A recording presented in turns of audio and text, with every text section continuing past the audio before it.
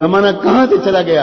امت کے ہمارے لوگ عالم عرب کے عرب نوجوان کیا کیا فکریں کر رہے ہیں، اور ہم آج مدرسے والے تبلیغ پر، تبلیغ والے مدرسے پر، یہ دونوں مل کے خانقاہ پر کیا بکواس ہو رہی، کہاں لگے ہوئے ہیں؟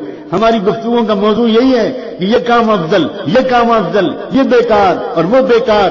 خدا پاک کی قسم، جتنی مرتبہ تم ان فضول باتوں پر بات کرو گے، اتنی مرتبہ تم اللہ سے زبان حال سے یہ کہتے ہو کہ اللہ ہمیں جنت نہیں چاہیے، ہمیں جہنم چاہیے۔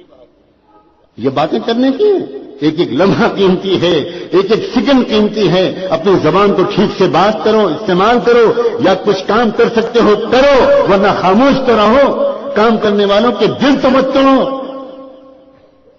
جانتے ہو کہ جو علماء کتابیں لکھتے ہیں، جو علماء فتوے لکھتے ہیں، جو علماء قرآن اور بخاری کا درس دیتے ہیں، انہوں نے اپنی جوانیوں کی بہترین راتیں، تم تو اپنی بیویوں سے لطف اندوز ہوا کرتے تھے، اور وہ نوجوان علماء اپنی جوانیوں کی بہترین راتوں کو کتابوں کے ساتھ گزارتے تھے، تب وہ اس قابل ہوئے ہیں کہ وہ قرآن کا درس دے رہے ہیں۔ تم کو قرآن کا درس حقیر معلوم ہوتا ہے؟ جہالت کی انتہا ہے۔ ایک گشت کر لیا اور سمجھے کہ ہم دین کے ٹھیکیدار ہو گئے، بدترین درجے کی جہالت ہے۔ اس کا کوئی تعلق تبلیغ سے نہیں ہے۔ حضرت مولانا الیاس رحمۃ اللہ علیہ کے دامن اس سے پاک ہے، حضرت مولانا یوسف کا دامن اس سے بالکل پاک ہے۔ جانتے ہو حضرت مولانا الیاس کو؟ وہ تبلیغ کے ذمہ دار ہو، تمہیں پتہ ہے مولانا الیاس رحمۃ اللہ علیہ کون تھے؟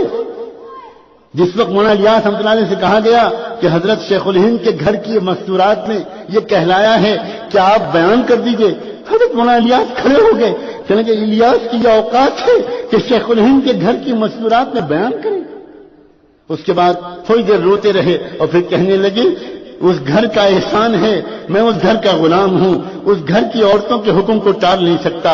اس کے بعد ننگے پیر دیوبند کی اس گلی میں چلے جہاں میرے والد صاحب نے اس گلی میں چل کر مجھے بتایا، اس گلی میں شیخ حضرت مولانا الیاس رحمۃ اللہ علیہ کبھی چپل پہن کے نہیں چلے۔ اللہ اکبر! کیوں؟ فرمایا یہ میرے استاد کے استاد کا مکان ہے، میں یہاں چپل پہن کے نہیں چل سکتا۔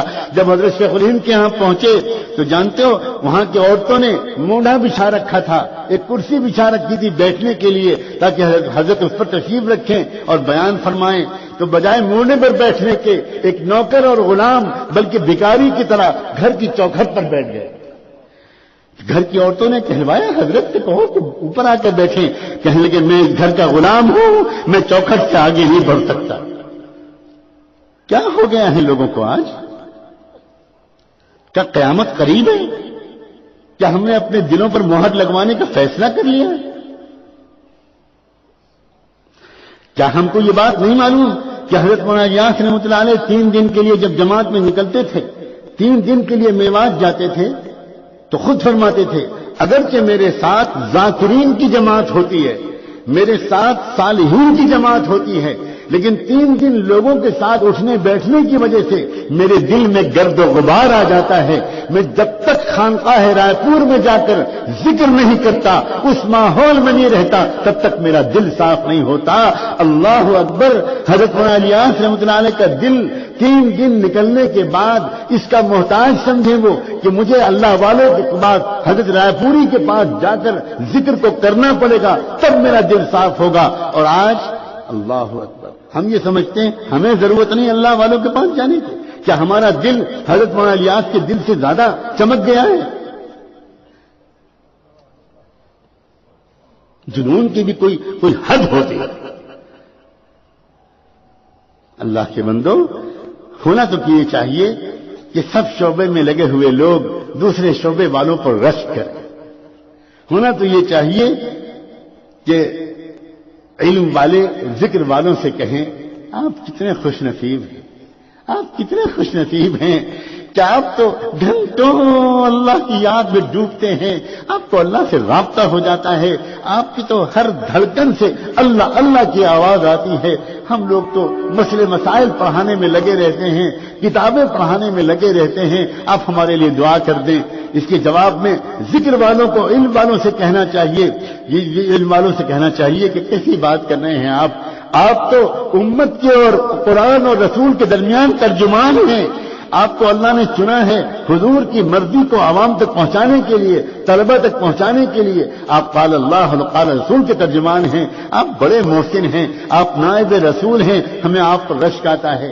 اور ہونا تو یہ چاہیے کہ یہ دونوں مل کر دعوت والوں سے کہیں کیا آپ کا نصیب ہے، آپ کتنے پیارے ہو، اپنی جان مان لے کر آپ نکلتے ہو اللہ کے راستے میں، آپ گشت کرتے ہو، آپ کو لوگ جھلکتے ہیں، آپ کا لوگ مذاق اڑاتے ہیں، آپ کا لوگ دل توڑتے ہیں، آپ برا نہیں مانتے، آپ ان کے لیے دعا کرتے ہیں، آپ تشکیلیں کرتے ہو، آپ ملکوں پھرتے ہو، آپ بہت اونچا کام کر رہے ہو، ہمارے لیے دعا کرتے رہا کرو، ہم بہت محتاج ہیں۔ اور دعوت والے پلٹ کر علم اور ذکر والوں سے یہ کہیں حضرت یہ آپ کیا فرما رہے ہیں، آپ کا مقام، آپ بہت اونچا کام کر رہے ہیں، آپ تو العلماء ورثۃ الانبیاء، آپ تو انبیاء علیہ السلام کے وارث ہیں، ہم تو بہت معمولی لوگ ہیں، یہ تو غنیمت ہو گیا وہ کچھ کلمہ نماز کو سیکھنے کا راستہ ہمارے لیے بھی نکل آیا۔